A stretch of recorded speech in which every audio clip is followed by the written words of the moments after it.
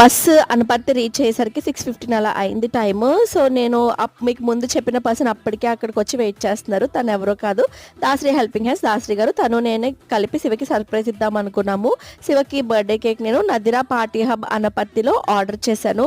వీళ్ళ దగ్గర నేను ఎప్పుడు కేక్స్ అవి కస్టమైజ్ చేపిస్తుంటారు, చాలా బాగా చేస్తారు హోమ్ మేడ్ కేక్స్ అవి. నేను ఏదైతే పిక్ ఇస్తానో అది సేమ్ డిట్టో దింపేస్తుంది అనమాట. అంత టాలెంటెడ్ పర్సన్ తను. ఇంతకీ తను నాకు మరదలే అవుతుంది, అలేఖ్య.